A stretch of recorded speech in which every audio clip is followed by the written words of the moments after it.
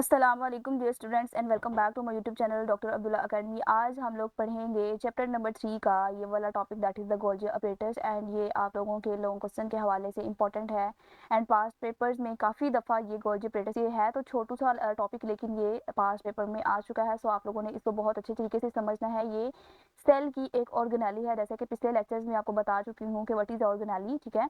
And ये एक organelle है जो कि सेल के अंदर पाई जाती है, तो इसको आज हम डिटेल के अंदर समझेंगे।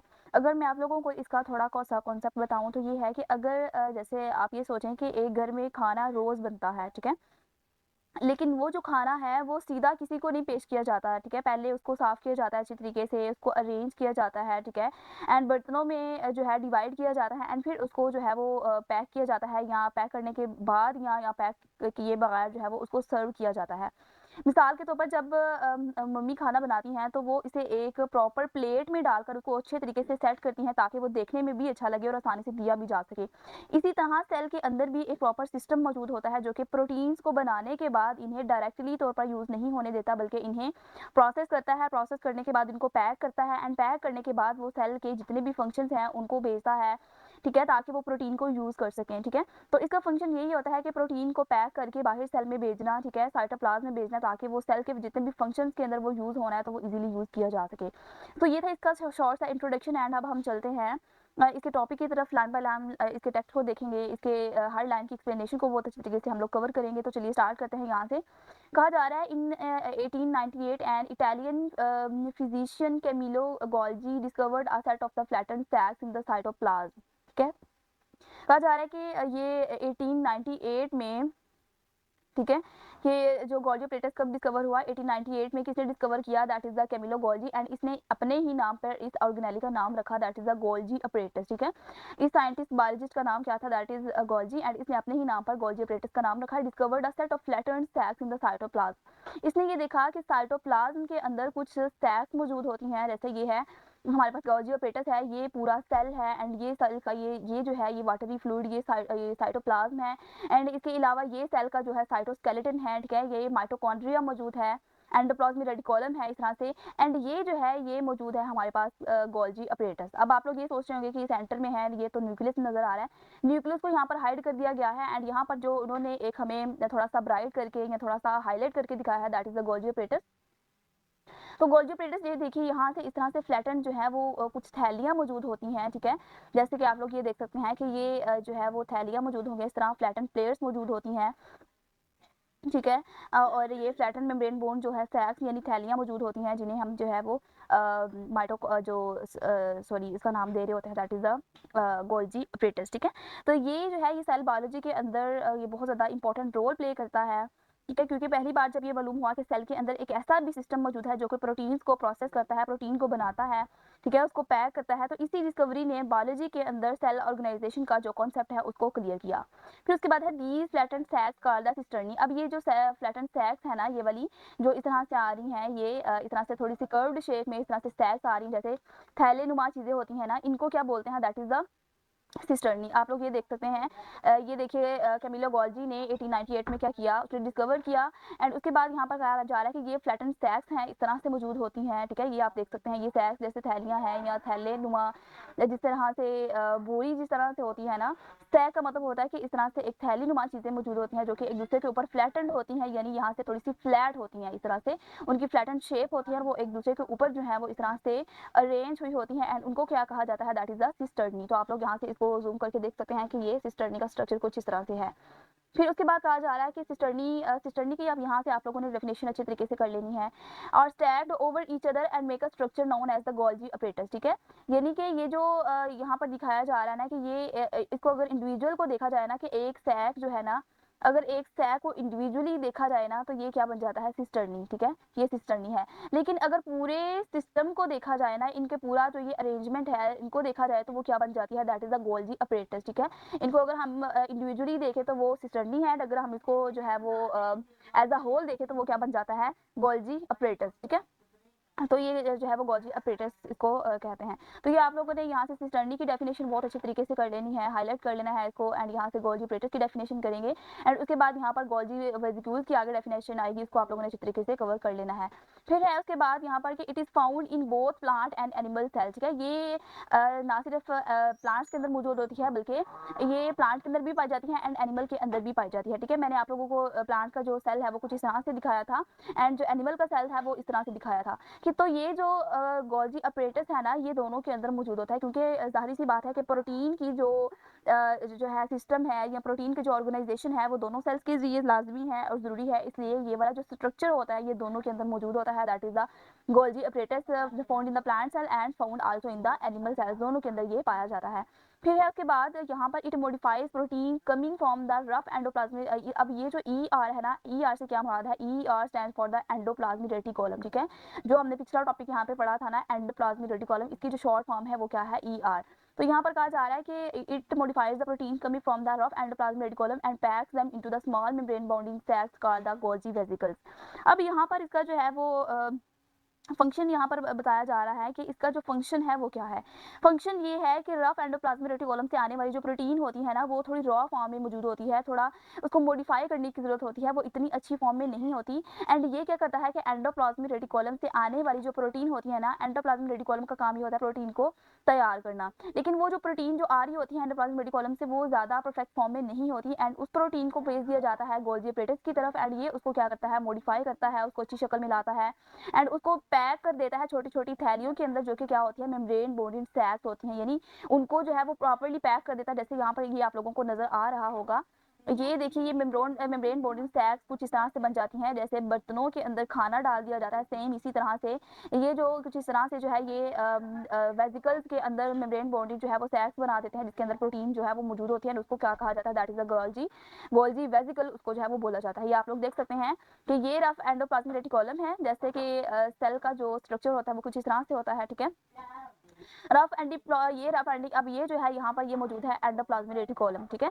एंडोप्लाज्मिक रेटिकुलम यहाँ पर ये मौजूद है एंड ये क्या करता है, ये प्रोटीन की जो है वो प्रोडक्शन को कंट्रोल करता है। ये जो छोटे छोटे आपको यहाँ पर डॉट नजर आ रहे हैं, ये बेसिकली प्रोटीन को यहाँ पर जो है वो सिंबलाइज कर रहे हैं। तो ये जो छोटे छोटे प्रोटीन के डॉट्स होते हैं, प्रोटीन जो है ये एंडोप्लाज्मिक रेटिकुलम जो है ये सेंड कर देता है इसको गोल्जी अपरेटस को कि मैंने प्रोटीन तो तैयार कर दिया, लेकिन इसको जो है वो थोड़ा बहुत मॉडिफाई करने की जरूरत है, तुम कर दो, ठीक है। ये प्रोटीन जो है वो गोल्जी अपरेटस को भेज देता है। ये जो सैक्स जहां पर भी आपको देखने को मिले ना इस तरह से स्ट्रक्चर, ये वाले जो सैक्स इस तरह से मौजूद होते हैं, तो ये किसकी चीज को स्टैंड कर रहा है, that is the Golgi apparatus.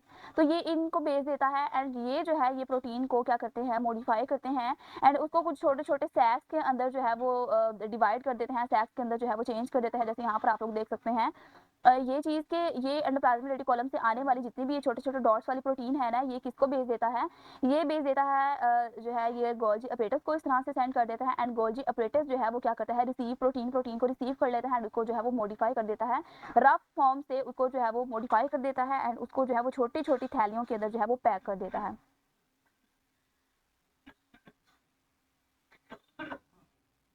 ठीक है। तो यहाँ पर आप लोग देख सकते हैं कि ये मॉडिफाई हो गई है, जैसे प्रोटीन जो है वो आई, जैसे कि यहाँ पर हमने देखा था कि ये सैक्स मौजूद हैं ये वाले एंड इन सैक्स के अंदर प्रोटीन जो है वो दाखिल होती हैं एंड ये जो है वो प्रोटीन को मॉडिफाई कर देता है, उसके अंदर जितनी भी चेंजिंग्स होने वाली होती हैं, केमिकल चेंजेस होती हैं, स्ट्रक्चरल चेंजिंग्स होती हैं, तो ये प्रोसेस करता है ऐसे कि जैसे किसी प्रोडक्ट को मार्केट में बेचने से पहले उसको चेक किया जाता है, उसको इम्प्रूव कर दिया जाता है, सेम इसी तरह जो गोल्जी अपरेटस है वो डायरेक्टली तौर पर सेल के बाकी हिस्सों को प्रोटीन देने से पहले बेचता है इसको गोल्जी अपरेटस को, ठीक है। ये ऐसे ही जैसे मार्केट में जब चीज़ें बाहर सप्लाई की जाती हैं किसी फैक्ट्री से, अगर बाहर मार्केट के अंदर चीज़ें सप्लाई की जाती हैं तो पहले जो है वो उसको चेक किया जाता है, उसको अच्छी तरह से जो है वो एनालाइज किया जाता है, तो क्या ये चीज़ जो है वो परफेक्ट है या यूज़ के लिए अगर इसके अंदर कुछ और इंप्रूवमेंट की जरूरत है तो वो कर दी जाए।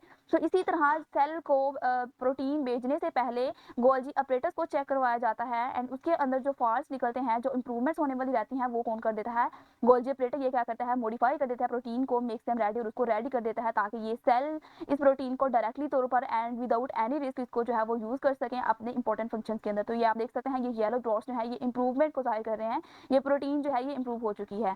एंड फिर यहाँ पर बताया जा रहा है कि इसको क्या बोलते हैं, that is the Golgi vesicles, ठीक है, इसको गोल्जी वेसिकल्स बोला जा रहा है। ठीक है। ये देख सकते हैं आप, ये जब ये जो सैक्स हैं इनके अंदर से जब प्रोटीन बाहर आती है ना, तो ये देख देख सकते हैं आप बहुत अच्छे तरीके से कि इसने क्या किया है कि इनको ये जो है इसने इनको जो है सैक्स के अंदर बंद कर दिया। ठीक है, जैसे अभी हम लोगों ने देखा यहाँ पर कि मेम्ब्रेन उनके इर्द गिर्द बना देता है। जैसे ये आप लोग देख सकते हैं मेम्ब्रेन बाउंड सैक्स, यानी ऐसे सैक्स, ऐसी थैलियां कि जिनके इर्द गिर्द जो है वो एक मेम्ब्रेन मौजूद होती है। तो ये मेम्ब्रेन जो है ये आप लोग देख सकते हैं कि ये इनके इर्द गिर्द जो है वो एक प्रॉपरली मेम्ब्रेन मौजूद है। ये अंदर जो क्या है ये प्रोटीन है।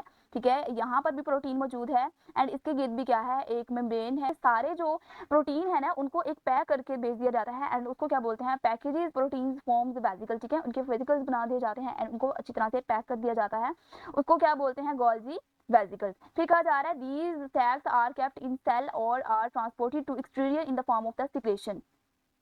अब कहा जा रहा है कि ये जो प्रोटीन्स होती है ना इनको अब ज़ाहिर सी बात है कि अब यहाँ पर हमें पता चल गया कि प्रोटीन कहाँ से आती है एंड एंडोप्लाज्मिक रेटिकुलम से आ रही होती है एंड फिर उसको इंप्रूवमेंट के लिए या एनालिसिस के लिए जो है गोल्जी अपरेटस की तरफ भेज दिया जाता है एंड गोल्जी अपरेटस जो है वो इनकी थैलियाँ या इनके सैक्स बनाकर जो है वो बाहर निकालता है एंड फिर यहाँ से ये जो थैलियाँ हैं, ये जो सैक्स हैं, ये प्रोटीन जो है जब ये मॉडिफाई फॉर्म में आ जाते हैं तो फिर ये कहाँ से कहाँ जाती है। तो ये है कि ये वाले जो वेसिकल्स होते हैं ना, ये कभी कहता है कि सेल के अंदर ही यूज़ हो रहे होते हैं। ठीक है, सेल के अंदर कुछ ऐसे फंक्शंस होते हैं, ठीक है, जिनके अंदर जो है वो ये यूज़ होते हैं। कभी कभी जो है वो सेल मेम्ब्रेन से बाहर भी आ जाते हैं। ठीक है, सेल की जो मेम्ब्रेन होती है ना, जैसे आप लोग यहाँ से देख सकते हैं कि ये उसने प्रोटीन बनाई एंड प्रोटीन ये या तो ये सेल के अंदर ही यूज़ होगी। ठीक है, कुछ ऐसा फंक्शन आ गया, ये जो एंडोप्लाज्मिक रेटिकुलम है इसने यूज़ कर लिया, या जो ये माइटोकॉन्ड्रिया है उसने यूज़ कर लिया, ये किसी भी सेल के फंक्शन के लिए यूज़ हो जाती है। लेकिन अगर वो प्रोटीन सेल के किसी काम के लिए नहीं है या वो अजाफी है, तो क्या किया जाता है कि सेल मेम्ब्रेन जो है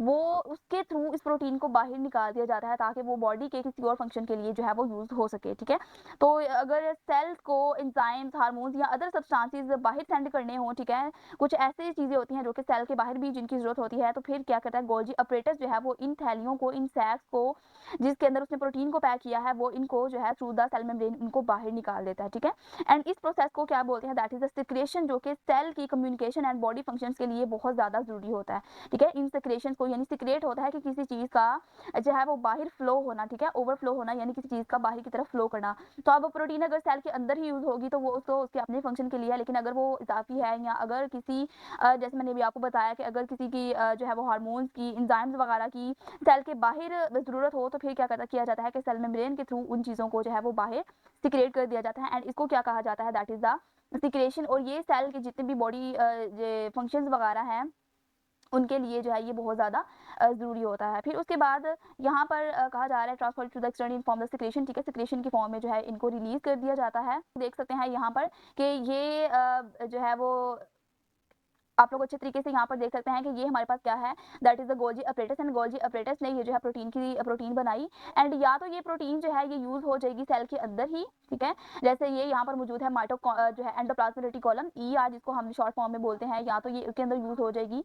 ठीक है, एंड अगर ये यूज़ नहीं करेगा तो फिर जो है वो या तो ये यूज़ करेगा, दो ही वे हो सकता है, या ये यूज़ करेगा एंड या सेल जो है वो उसको बाहर की तरफ सिक्रीट कर देगा सेल मेम्ब्रेन के थ्रू। ठीक है, सेल मेम्ब्रेन के थ्रू सेल की जो मेम्ब्रेन है वो इस तरह से थोड़ी सी फोल्ड होगी एंड जो प्रोटीन है वो बाहर की तरफ जो है वो मूव कर जाएगी एंड सेल के बाहर जितने भी फंक्शंस है ये उनको जो है वो कैरी ऑन कर लेगा। अगर हम इस पूरे सिस्टम को जो है वो गौर से देखें ना, तो हमें ये समझाता है कि सेल के अंदर जो है वो हर चीज़ एक बहुत ही प्रिसाइज एंड ऑर्गेनाइज तरीके से काम कर रही है। गोल्जी अपरेटस का जो सिस्टम है वो हमें ये सोचने पर मजबूर कर देता है कि जो प्रोटीन है अगर उसका जो सिस्टम जो है वो सही ना होता, जैसे कि ट्रांसपोर्ट एंड प्रोसेस वगैरह का तरीका, तो सेल का जो फंक्शन है सारा वो डिस्टर्ब हो सकता था। एंड ये अरेंजमेंट जो है सेल की हमें नेचर की कॉम्प्लेक्सिटी एंड जो उसकी परफेक्शन है उसका एहसास दे जाता है कि नेचर ने किस हद तक जो है वो परफेक्शन का एहसास दिलाया है एंड वो सेल जो कि हमें नेकेड आई से नज़र भी नहीं आता, उसके अंदर से इतने इतने बड़े फंक्शंस हो रहे होते हैं ना, जो कि जब उसको डीपली देखा जाए तो हमें नेचर का एहसास होता है कि नेचर ने उसकी जो अरेंजमेंट है, उसकी जो मैनेजमेंट है वो किस तरह से किस हद तक कंट्रोल की है। तो यही था हमारा आज का लेक्चर। इसके लिए आप देख सकते हैं ये वाला सारा सिस्टम के गोल्जी एपरेटस का क्या काम है? गोल्जी एपरेटस जो है वो मॉडिफाई करता है प्रोटीन्स को एंड इसको पैक करता है। पैक करने के बाद जो है वो उसको ट्रांसपोर्ट कर देता है, ठीक है? ये फिर ये ट्रांसपोर्ट कर देता है। इसके 3 ही काम है, मॉडिफाई करना, ठीक है? प्रोटीन को मॉडिफाई करना, प्रोटीन को पैक करना एंड प्रोटीन को ट्रांसपोर्ट करना। तो ये इसकी थोड़ी-सी समरी थी। अगर आप ये तीनों कॉन्सेप्ट अच्छे तरीके से समझ लेते हैं, मॉडिफाई करना, पैक करना एंड ट्रांसपोर्ट करना, तो आप लोगों का पूरा जो टॉपिक है वो बहुत अच्छे तरीके से रेडी हो सकता है। एंड ये चीज़ मैं आपको बताती चलूँ कि अगर ये आपको एज़ अ लॉन्ग आ रहा है तो आप यहाँ से यहाँ तक इसका सारा टेक्स्ट लिखेंगे एंड ये ब्लॉक भी आप लोग अंदर करेंगे एंटर के गोल्जी को इसी बेस की बिना पर उसको नोबेल प्राइज भी दिया गया, ठीक है? एंड साइको इसके जो है वो फिजियोलॉजी एंड मेडिसिन के अंदर उसका बहुत बड़ा एक कमांड हासिल थी एंड उसकी वजह से इसको नोबेल प्राइज भी दिया गया। एंड इसके अलावा ये जो डायग्राम है ये आप लाजमी अंदर ड्रा करेंगे, ठीक है? आप लोग बताएंगे कि गोल्जी एंडोप्लाज्मिक कॉलम से वेसिकल्स आ रहे हैं एंड सिस्टर्नी क्या होती है, ठीक है? प्रोडक्ट किस तरह से बनती है एंड इसके अलावा जो है वो सिक्रीशन किस तरह से होती है। ये था आज का हमारा लेक्चर। आई होप कि आप लोगों को बहुत अच्छे तरीके से समझ आ गई होगी। अगर आपका कोई भी क्वेरी हुई तो आप कमेंट सेक्शन में लाजमी पूछेगा। मिलते हैं नेक्स्ट लेक्चर में, तब तक के लिए अल्लाह हाफिज़। Thanks for watching.